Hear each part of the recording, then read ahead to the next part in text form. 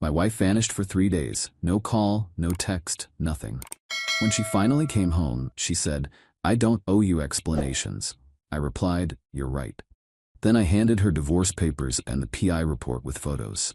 Her story changed immediately when I, 36 male, need to write this down while it's still fresh. My hands are shaking, but my head's never been clearer. Monday morning, my wife, 34, left for work like any normal day. Kissed me goodbye, said she'd pick up groceries on the way home. We'd been married 6 years. Good marriage, I thought. No major issues, talked about starting a family soon. She never came home. Called her phone at 7 p.m., straight to voicemail. Called her work. They said she'd left at 5:30 p.m. Called her best friend, her sister, her parents. Nobody knew anything. Her mom started freaking out, wanted to call hospitals. I filed a missing person report Tuesday morning. Cops took it seriously at first. Married woman, no history of disappearing, phone off. They pinged her last location to a hotel downtown before the phone died. When I asked which hotel, they said they'd look into it. But here's the thing. The cop's face changed when he checked something on his computer. Got this look like pity, annoyance. He said, "Sir, sometimes adults need space. Give it 48 hours before we escalate."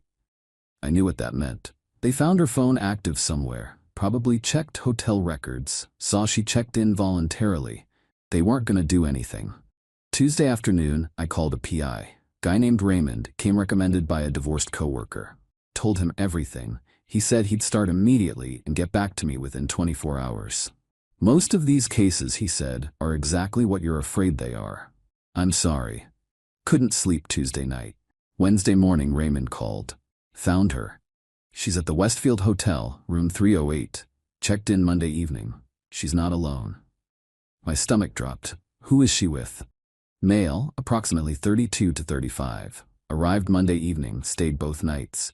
They've left the room together twice. Dinner Tuesday night, breakfast Wednesday morning. You want photos? Everything. He emailed me 23 photos. My wife having dinner with some guy I'd never seen. Laughing. Holding hands across the table. Kissing in the hotel parking lot. Entering the room together. The last photo was time-stamped Wednesday 2:47 p.m. Both of them in the hotel lobby with luggage, hugging goodbye. I called Raymond back. How fast can you write up a report? Have it to you by 5 p.m. You want me to keep following her? No, I got what I need.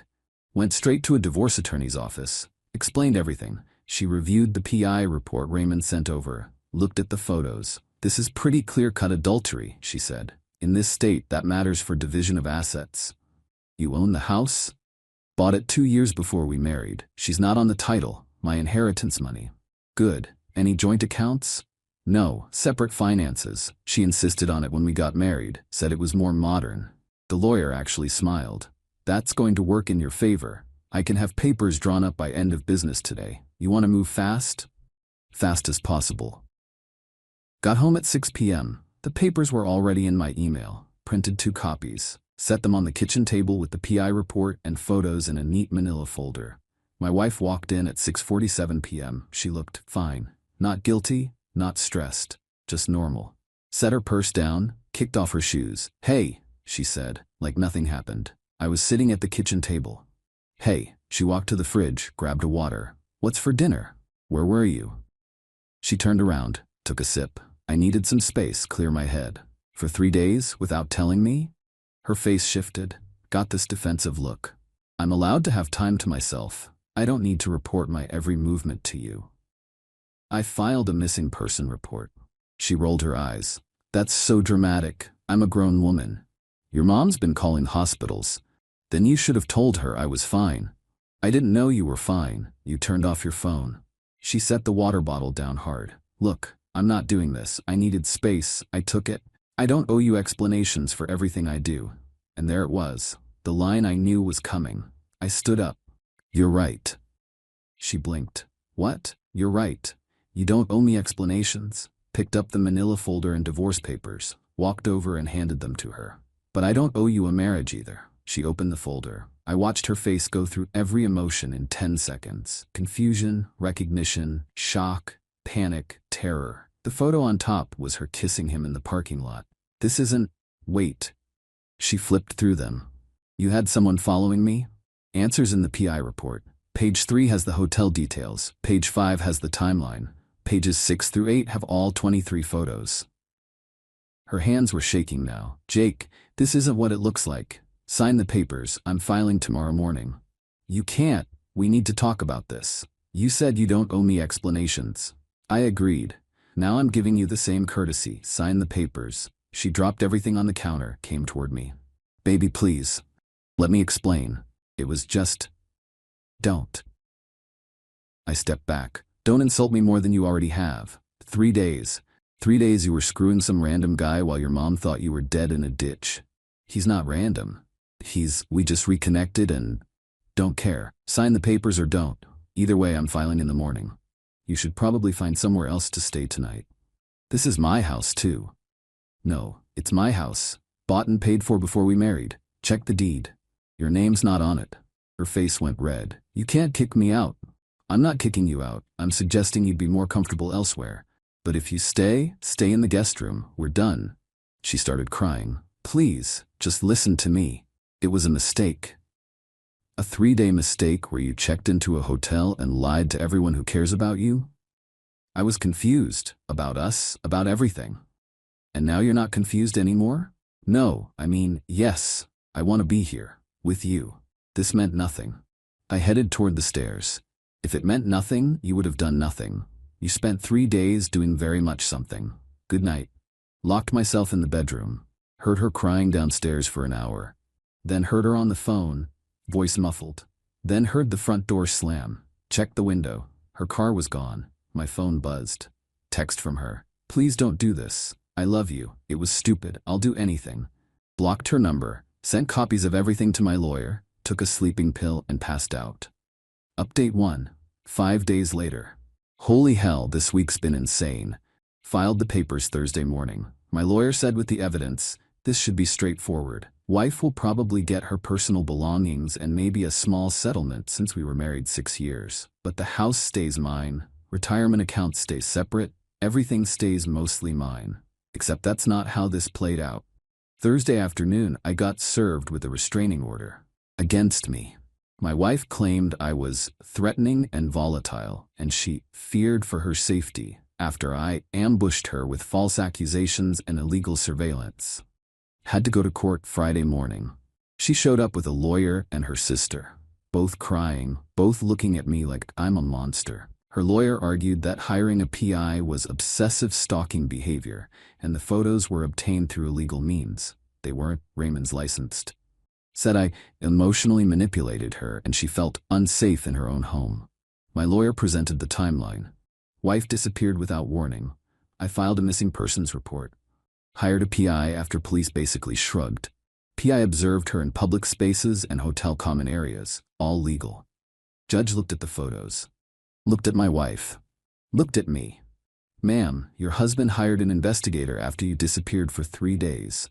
The photos show you engaged in what appears to be an extramarital affair. While I understand this is uncomfortable for you, nothing about his actions constitutes harassment or stalking. Request denied. My wife started sobbing. Her sister glared at me. They left without a word. But here's where the entitlement really ramped up. Saturday morning, her dad showed up, banging on my door at 8 a.m. Open up, we need to talk man to man. Open the door. What do you want? He pushed past me. What I want is for you to stop this nonsense. You're embarrassing my daughter over a misunderstanding. A misunderstanding? She checked into a hotel with another man for 3 days. She was going through something. Women get emotional. You should have been there for her instead of spying on her. She told me she didn't owe me explanations. So? You're her husband. You work through it. By letting her cheat on me? He got in my face. You got proof she actually cheated? Saw them in bed together? Or just some innocent photos? I pulled up a photo on my phone. The one where they're clearly kissing, showed him. He barely looked at it. That's nothing. A kiss? You're throwing away a marriage over a kiss? A 3-day kiss at a hotel where they stayed in the same room both nights. You don't know what happened in that room. I know enough.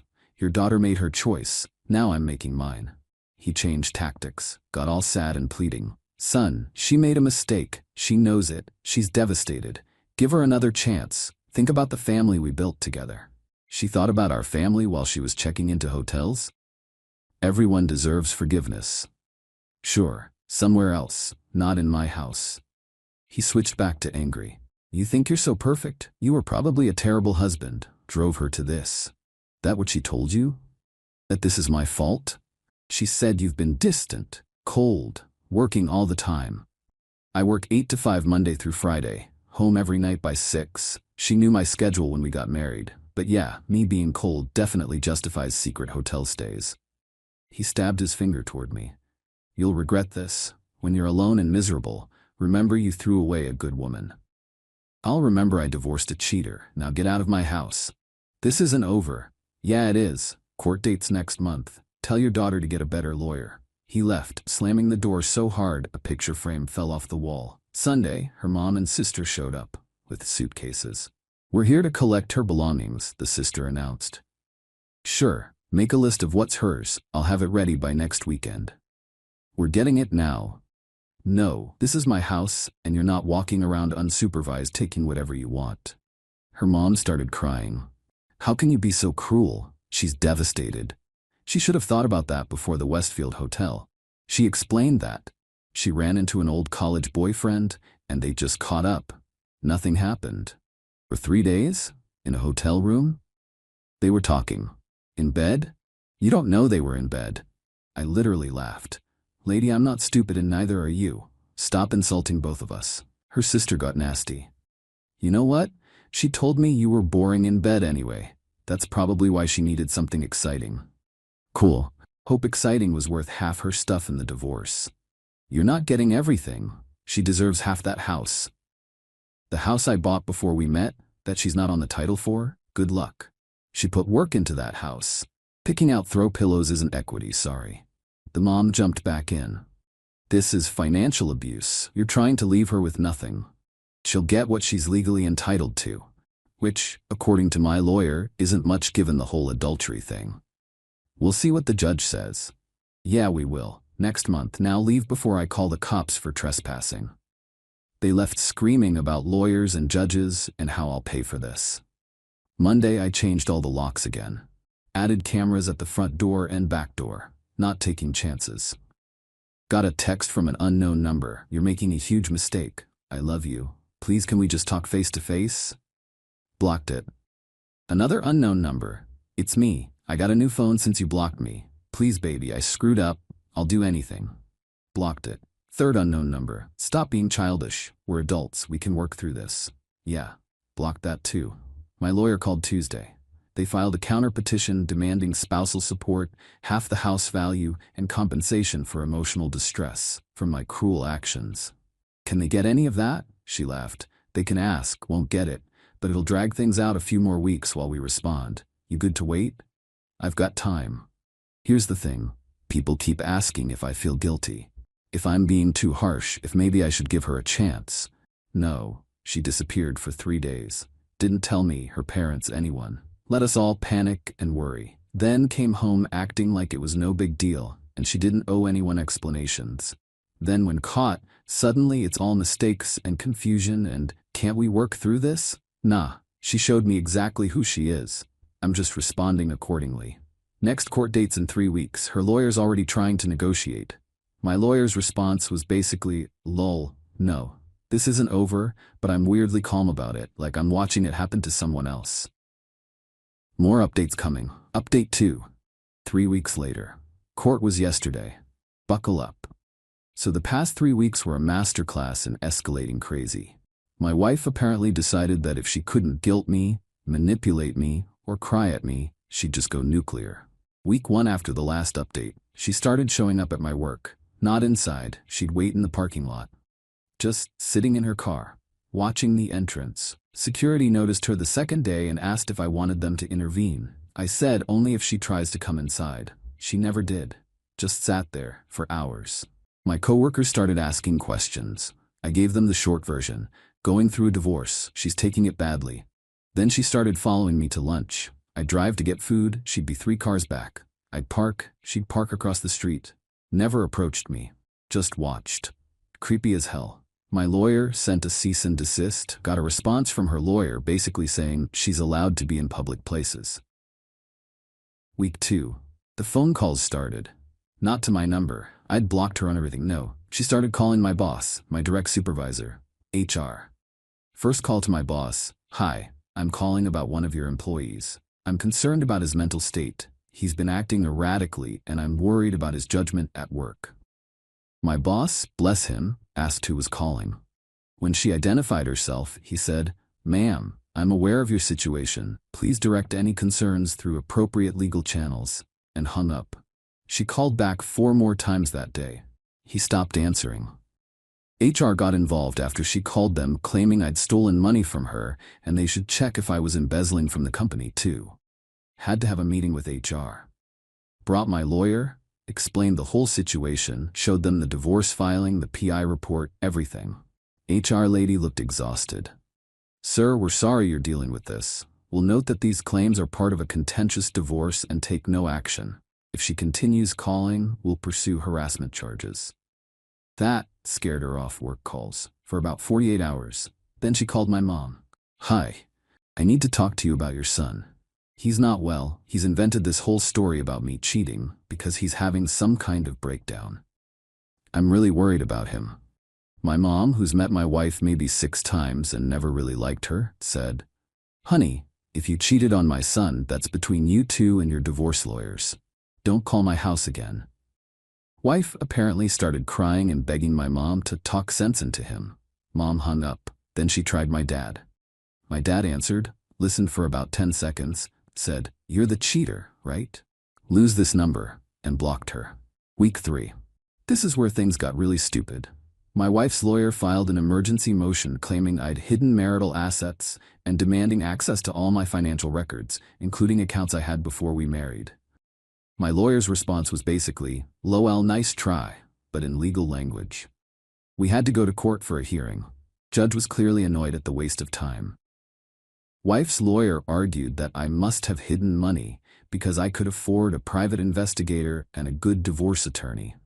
My lawyer presented, my client used his personal savings from an account established before the marriage to hire both the investigator and myself. Here are the bank statements. No marital funds were used. The account has never been joint or accessible to the respondent. Judge to wife's lawyer.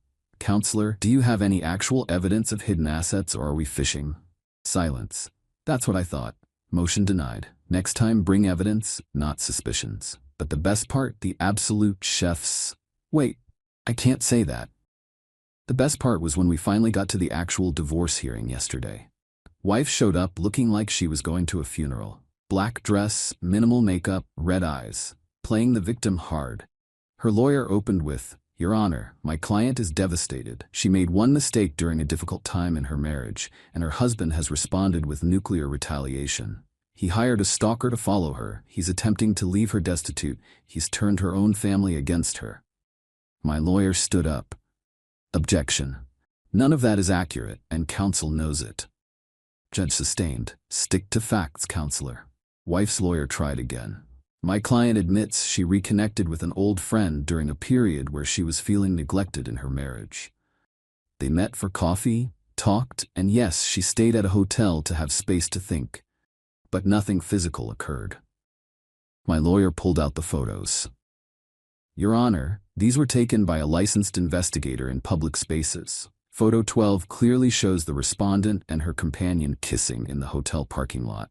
Photo 15 shows them entering the hotel room together at 9:47 p.m. Monday evening.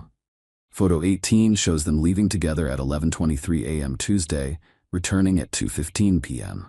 Photo 21 shows them leaving again Wednesday at 7:34 a.m. for breakfast, returning at 8:52 a.m. The judge looked at the photos, looked at my wife, looked at her lawyer. Counsel, your client stayed in a hotel room with a man who is not her husband for 2 consecutive nights, and there's photographic evidence of physical affection. What exactly is your argument here? Wife's lawyer scrambled. The photos don't prove. They could have been in separate beds. It's circumstantial. Judge cut him off. 2 adults checking into one hotel room together for multiple nights is not circumstantial. It's pretty clearly intentional. Move on. Then came the asset division argument. Wife's lawyer wanted 50% home equity, even though I owned it pre-marriage, spousal support of $3,000 a month for 5 years, her car that I helped her buy, title was in both names, my mistake 2 years ago, and half my retirement account.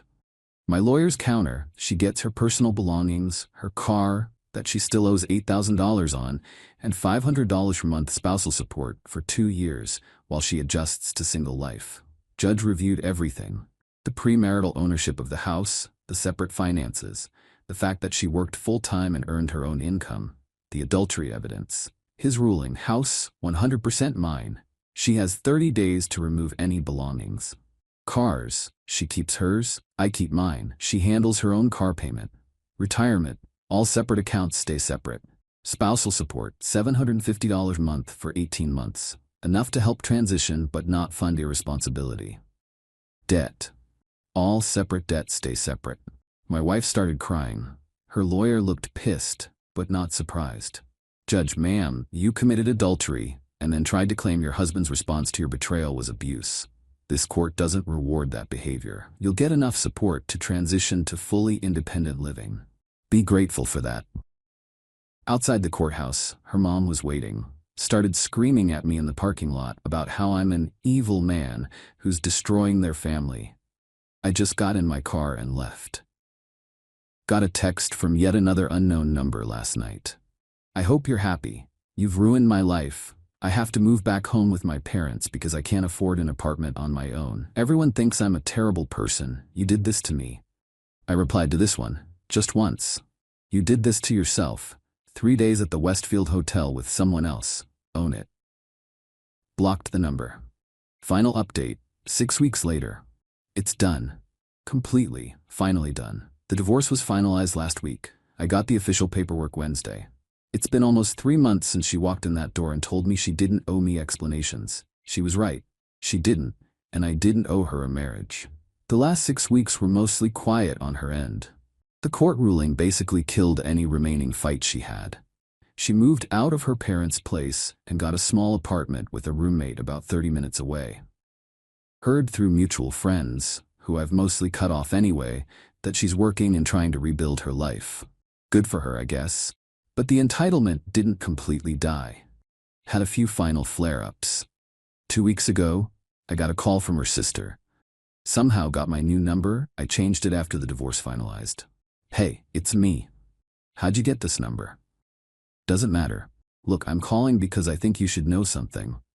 Not interested. She's really struggling, lost weight, crying all the time, can barely function at work. I think she's depressed.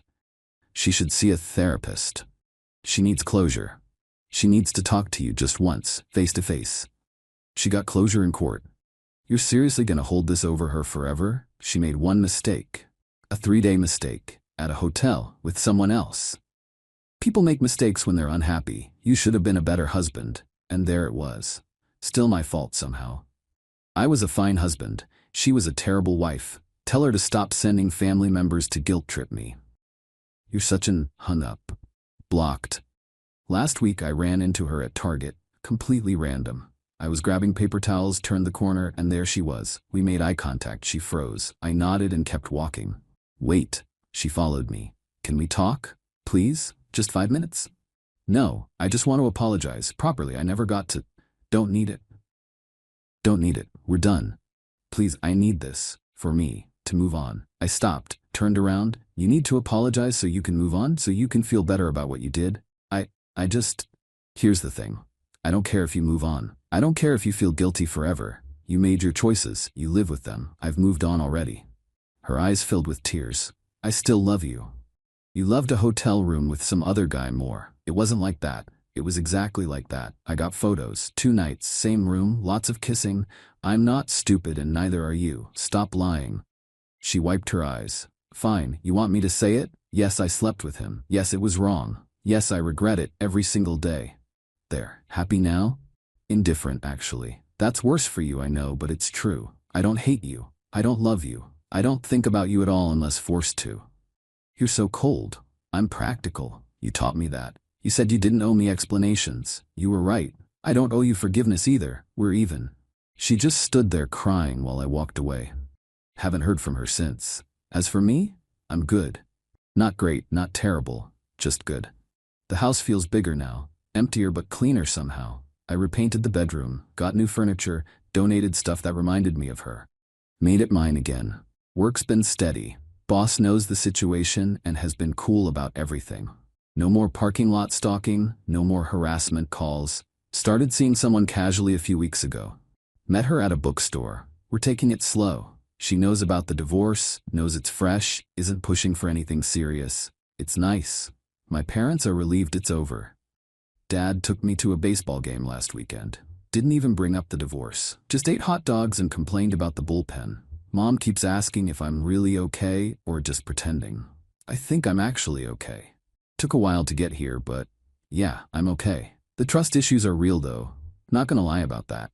Every time the new girl texts late or doesn't respond for a few hours, there's this little voice. But I'm working on it. Can't let one terrible person ruin all future possibilities. What I learned. When someone tells you who they are, believe them immediately. When she said I don't owe you explanations, she was telling me she didn't value our marriage. I just took her at her word. Also learned, separate finances was the smartest decision we ever made. Made the divorce infinitely cleaner. And most importantly, hiring that PI was worth every penny. Without those photos, she'd still be lying, still be gaslighting, still be making me think I was crazy for having suspicions. Raymond gave me proof. Proof gave me leverage. Leverage gave me a clean divorce. To everyone who messaged with support, thanks. To the few who said I should have tried counseling or given her another chance, respectfully disagree. She didn't trip and fall into that hotel bed. She planned it, executed it, lied about it, and only showed remorse when caught. That's not someone you build a future with. Time to actually move forward now. Close this chapter for real. The divorce is final. The house is mine. The life is mine. She wanted space and no explanations. She got permanent space and all the explanations she didn't want. Good enough for me. Does that mean I get inheritance? The problem is that money is not tied up in just assets. It's not tied up in houses and bank accounts. It by and large is tied up in small businesses because baby boomers own 60% of all small businesses. And so I think we got to find a way for the young people to take over these baby boomer businesses, because otherwise then we're in a really bad spot. Then we're Japan. Yeah. What are some of the mistakes that you think we think about what makes money? Like what are we thinking makes money right now, where we're being distracted, where actually small businesses is where you're pointing the spotlight? Yeah. But what are we distracted by? I think a lot of young people today chase the shiny object, right? And think about this for a second. I remember like many years ago, I had an opportunity to